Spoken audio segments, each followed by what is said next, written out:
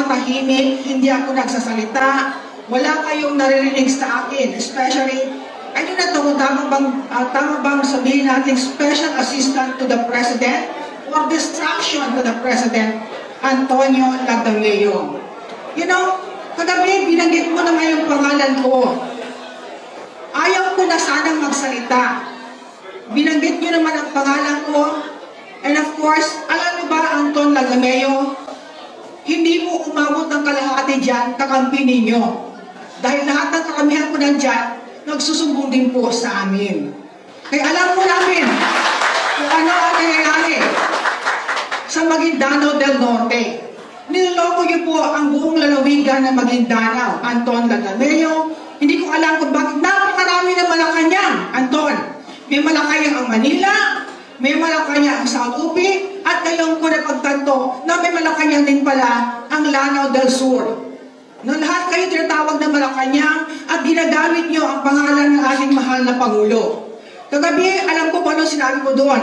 Pinagbantaan mo ang mga mayors. Sana naman San Anton, Anton Lagdameo, Anton Linta Lagdameo. Bago sinabing Linta, pag ang Linta kasi sumisipsip ng dugo. Ano bang sinisipsip mo sa buong rehiyon ng bar? Ano bang meron sa bar at bakit nakatuto ka sa bar? At pinag-aaway-aaway mo ang mga magpapamilya, ang mag-aalays, pinag-aaway-aaway po ninyo. Kagabi po, alam ko ang sinabi ninyo, huwag kayong mag-alala sa Maguindanao del Sur. Dahil few weeks from now, kakasuhan po ang gobernador. Fabricated case, Anton naman. Nakapagtataka. Lahat na gamitin mo ang pwersa, mawawalan kayo ng sundalo, kakasuhan kayo, sinabi mo pang fabricated case, nakakahiya ka. Dahil sinabi po ng Pangulo, peaceful election. Pero ang ginagawa niyo po, hindi peaceful yan. Pinipilit po ninyo ang taong bayan ng Barn, ang taong bayan ng Maguindanao, na kayo ang pumipili kung sino ang gusto nyo maging kandidato, kung sino ang gusto nyo magiging gobernador. Hayaan po natin ang lalawigan ng Maguindanao ang siyang mamili kung sino ang nais nitong mamuno.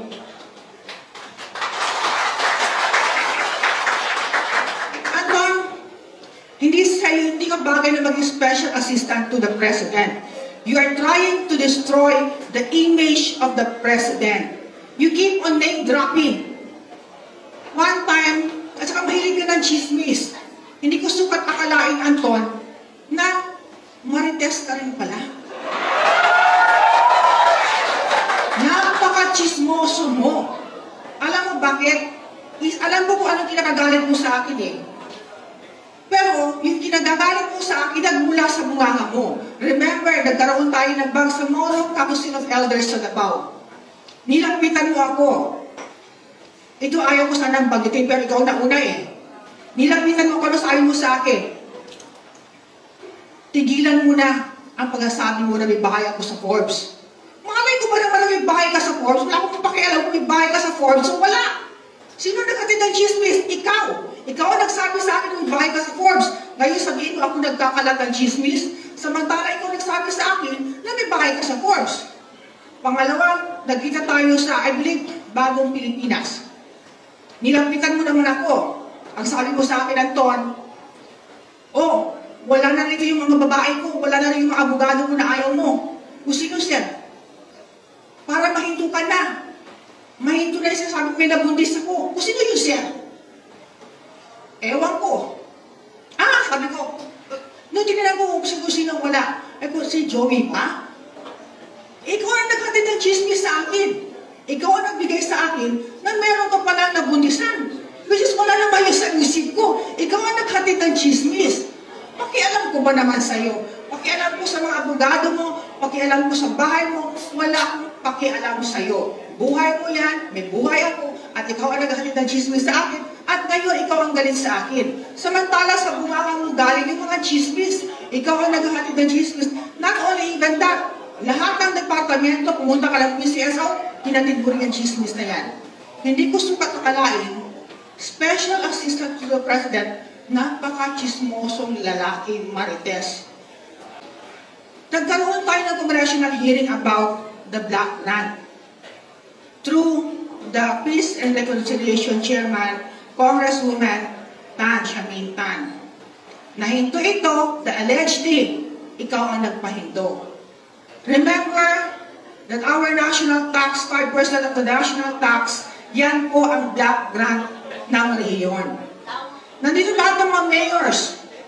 They were very much willing na sabihin ko sa inyo ano yung mga proyekto ng BARC na puro lamang groundbreaking at hanggang ngayon hindi pa natatapos yung mga buildings na pinagagawa nito. In my own municipality, sa bayan Datong Blasangki, napakarami pong proyekto roon ng BARC. Hindi ko alam kung BARC ba yan, PAPO ba yan, ewan ko sa inyo. Kaya nga dapat lang magkaroon ng midterm review. Kaya yan pong apela namin sa Senado, yan pong apela namin sa Kongreso, na magkaroon ng midterm review upang malaman ng lahat kung saan napunta ang pera ng lalawigan, kung saan napunta ang 5% national tax ng buong Pilipinas. We are talking here about billions of pesos. We are talking about here 500 billions of pesos, more or less, plus international aid. Kaya Anton, nakapagtataka, hindi naman pagtataka, kung bakit siguro nag-uopisina dyan sa'yo, karamihan ng mga opisyales ng BARC. Hindi ko sukat akalain ang linta-linta mo. Alam mo bang linta? Sinisip-sip mo yung dugo ng BARC. Kagabi, alam mo kayo pa ni Governor Tamayo. Imagine a Christian nagsasabi ko, nagdala-dala ko si Ustads Wahid, you may lead now the SAPA. We have the copy of that. And I believe some of you naka-receive na rin ng video na yun. A governor coming outside from BARC, siya naghihikayat, ang Christian, magsapa doon yung mga Muslim. Tayo. Nakita niyo ba siguro yung video na yun? Sino nakita doon? O halos majority siya nakita. Ano ginagawa sa atin? Yung mga fighters natin na mga jihad, ngayon para tayong mga kalabaw na may kadena sa ilong. Na kung saan gusto ilahin, doon pupunta yung kalabaw. Sana yung punta ang prinsipyo ninyo. Kaya nga sabi ko sa iyo, Anton, ako'y naaawa sa iyo dahil saan ka makita? Isang gobernador, you proclaim one governor. Then you proclaim 2 vice governors. You proclaim 2 congressmen. Ganun na ba tayo mabobo? Napakaliit ng tingin sa atin. Ganun na ba tayo kabobo? Kaya sasabihin na doon, ikaw congressman, ikaw vice governor, bahala na kayo sa boto nyo, basta huwag kayo mag-away-away. Bakit di pala kayo pumili ng isa doon? But anyway, I'm very much happy na ginawa niyo po yun. I'm very much happy that you proclaim the winner. Kumbaga, lumilinaw ang tubig para sa amin. Mas lalo nagiging malinaw. And I thank you for that. Thank you also sa June Tamayo. Ito yung Malacanang ng tubig. June Tamayo. Alam mo, sinumubog yung presidente, nakikialam kami sa South Cotabato. Ikaw nga ang umiikot sa buong lalawigan ng Maguindanao, sa buong rehiyon ng BARC, para magtatag ng PFP. Tapos sasabihin mo kami nakikialam ng South Cotabato, mali ata ang pinapaabot mo kay presidente. Mukhang nagsisinungaling ka, June Tamayo. Ikaw ang nag-ikot, ikaw ang nagpapatawag, ang saan mo. Narinig pa nga yung video mo. Yung nangyari sa Lanao, kaya ako nagsalita si Mayor Aida. Ngayon, sabihin mo kami ang nangugulo ng South Cotabato. Ikaw po ang nangugulo, June Tamayo, using the name of Malacanang, name-dropping the name of the President. Nasisira niyo po ang magandang imahe ng ating mahal na Pangulo. Saan ba makita? There was a candidate, may isa po tayong kandidato. I won't mention the name. But hindi ko sukat akalain na may Malacanang na pala ang Lanao del Sur. May tumawag doon. Alam mo kung sino Malacanang ng Lanao del Sur? Si Nasir Pangandaman. Sabi niya, this is Malacanang. Marami na palang Malacanang. Ang alam pa si Malacanang, building niya. yan, opisina. Hindi nagsasalita. Opisina kasi kung sinabing Malacanang. Use your name. Gamitin yung pangalan, huwag sabihin, Malacanang ito, tapos sinatakot yung mga mayors namin. Tapos kayo pa ang magdikta. Ganitong araw kayong mag-file. Alam niyo ba sa mga Muslim, meron tayong pamahiin na we always believe kung saan yung magandang araw at ano yung magandang oras. Dahil yan ang sinundan natin through our Prophet Muhammad. Through our Prophet Muhammad, sallallahu alaihi wasallam. Tinuro sa atin yan magandang oras, magandang araw, at ngayon kayo ang nagdidikta, June Tamayo, kung kailan mag-file ang mga kandidato sa lalawigan ng Maguindanao del Sur at maging sa lalawigan ng Maguindanao del Norte. Para bang ginagawa yung robot? Samantalang hindi naman kayo taga rito. Hayaan nyo kami ang mamili, hayaan nyo ang taong bayan ang mamili kung sino ang gusto naming maging leader. Alam mo, isang palinta. Pawagin na lang natin linta si Anton. Dahil linta talaga siya eh. Hindi lang linta, kundi zombie pa. Bakit ko sinasabing zombie? At hindi makita mo siya, ang itim-itim nandito na yung mata niya, oh, parang walang tulog. Ang itim-itim dito, parang may black eye. Sabi, dito parang sinisipon. Di ba? Nagkaharap tayo na during our Bangsamoro Council of Elders, parang ng banyo, sigot ka ng sigot, ang nakaharap puro mga gobernador. Kaya I'm appealing to our dear President na sana maglagay tayo ng special assistant to the President na kaaya-aya. Hindi yan pumarap sa mga gobernador na parang bang, hindi ko pa talaga nakita yung tao na ito na hindi man lang magsigot. Para bang parating sinisipon. Tapos paus. Hindi mo maintindihan. Paano ba magsalita ng paus? Ha? Ano ba kasi tayong gayahin eh? Hindi ka nagayang-gayahin. Kasi ikaw lang yun eh. Hindi ako yun. Gusto ko sana makaus-pausan pero hindi ako paus eh. Imagine that, pinapakialaman tayo. Ano ba ang meron na pinagalaban mo sa ban? Okay lang, wala kayong pakialam sa rehiyon. Pero bakit pinapakialaman mo? Pati probinsya. Doon kami nagtataka. Ano ang meron dito sa probinsya? At ito ay gigil na gigil. Dahil ba sa bilyon-bilyong pagmamahal? Ha? Bilyon-bilyon pagmamahal. Na dapat ang mahalin natin ang Bangsamoro people. Baka may special delivery pala. Special delivery ng Yakapsul para kay Anton. Bilyon Yakapsul kay Anton. Nakakahiya ka. Ikaw ang magdikta sa amin. Tapos, Governor Tamayo, sinungaling ka. Sino mo maging presidente, nakikialam kami sa South Cotabato, samantala ikaw ang ikot-ikot dito. Ikaw pa ang nagyaya sa mga mayors na magsumpa. Imagine yung ang Christian, siguro nakita yung video na yung kahapon. Tapos, ayun, napasunod niya, yung mga leaders, yung mga fighters natin. Akala ko yung mga fighters natin, matatapang, hindi mapasunod. Napasunod ng mga dumpaw.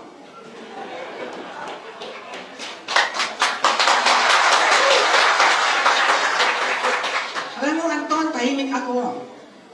Mula nang Malacanang, sabi ko, batinan tayo. Pero kagabi binanggit mo yung pangalan ko eh. Ayaw ko na sana bagitin yung pangalan mo dahil nakakainitan ng tenga. Pangalan pa na nakakadiri. Kaya, anyway, binanggit mo ako, siguro na-miss mo ako. Na-miss mo ako magsalita muli. Di ba, Anton? Kasunod, pag magharap ka sa akin, huwag ka pangalata. Pwede ka mag-concealer para hindi malata yung mga pan mo. No? Kasi para kang ano eh. Ano tawag ito? Yung parang panda. Ano yung panda? Panda movie. At saka, nakalimutan ko pala. June Tamayo.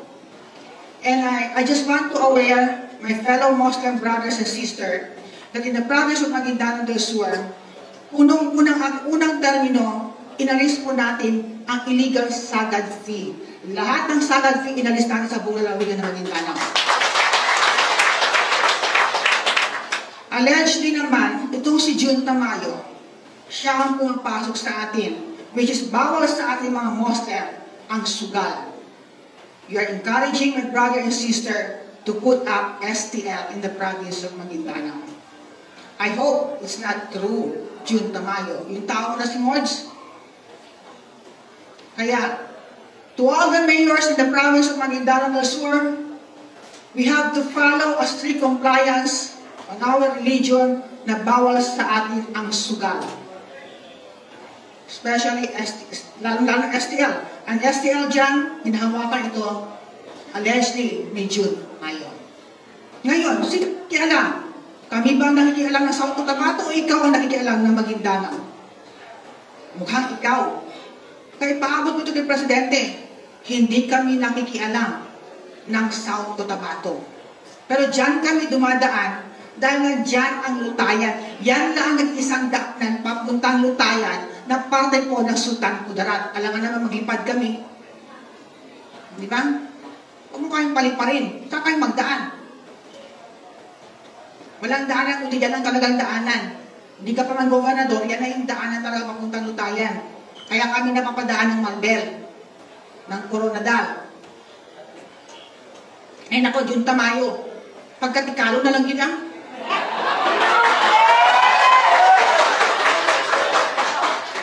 Ayan, Malacanang, South Upin. Pag si June Tamayo tumawag, sabi niya, this is Malacanang.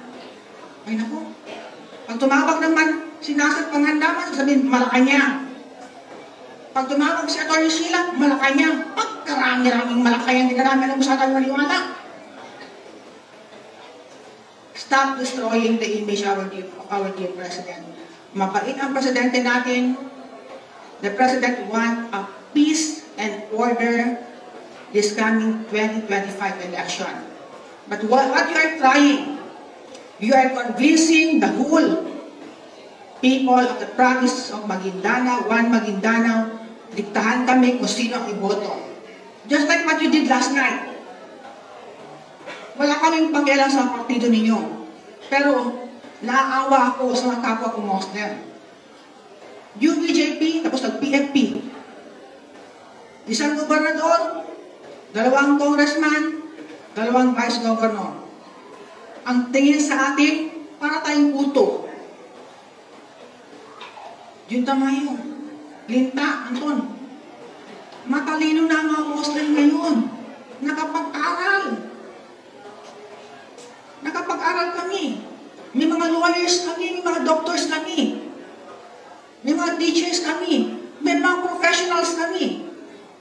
Hindi na po kami yung Muslim dati noon na kaya yung dikta-diktahan at takutin gamit ang pangalan ng Presidente. May video doon, nakita ninyo. Name dropping of the date of the President. Utos ni Presidente. Utos ni Presidente. Ay naku, pagkadrama naman yan. Hintuan na yung pagkadrama na yan, Tamayo. Linta. Ang lintak-lintak mo. Siguro na-miss mo lang talaga ako. Anyway, my kisses to you.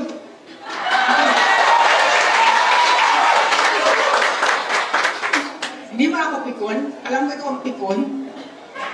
Pikon ka kasi pag alam mo na, sabihin natin, ano pa tawag yan? Yung pag-zombie? Na bagong naghahanap na na makain niya. Para baka ang taga-tagal walang kain, walang gutom na gutom. Kung baga naghahanap ng mga biktima, akala niya siguro lahat tayo pwedeng gawing biktima. Anton, huwag yung kaming takutin, fabricated cases, sinabi mo doon. You can do it, hawak mo doon lahat ng military. Sabi pa, hawak mo lahat ng military. Huwag kayong mag-alala. 2 weeks na may kaso na yung gobernador niyo. Diba? Sabi niya, pag ano-ano niya, 2 weeks na. Naku, yung kamay niya, kaya kita, ganun mo kaya. Huwag kayong alala. Pag ganyan yung kamay niya, ba't ako lagyan mata, huwag kayong alala.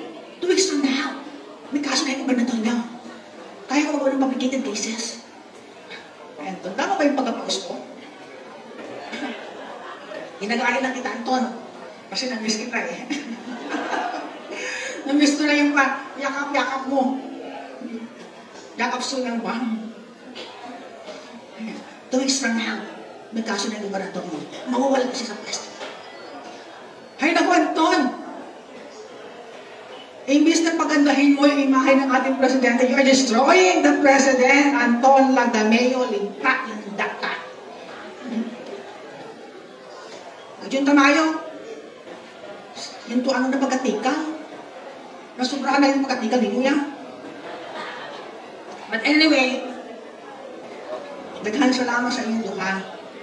Anton, maraming salamat sa iyo. I know you just miss me, but I don't miss you. Anyway, love you. Well, to all of my constituents in the province of Maguindanao del Sur, karapatan po natin mamili kung sino ang mamuno at hindi po natin ugali ang matakot.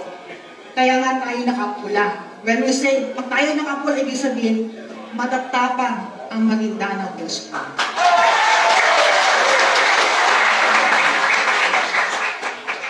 Naunahan na kita sa'yo, pero nakalimutan ko. Para sa kaalaman ng ating first lady dito.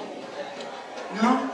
During the Love for All program in the province of Sultan Kudarat, nakapagtataka na 3 days pa lang bago ang event, may tumawag na sa akin. Hindi matutuloy dyan si First Lady kahit ano kaya namin gawin, pigilan namin siya. Tumawag daw siya, Anton. Alam mo, sabi niya, 3 days pa lang bago ang Love for All. Tumawag siya. I won't mention the name kung sino yung tinawagan niya.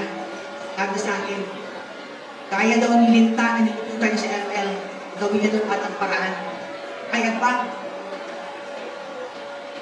You know, the Love for All program is a service, it's a medical service to the constituent. Walang politiko po yun. Nakapaghihinayang, no? Nakapaghihinayang dahil sinalihan ito ni Linta.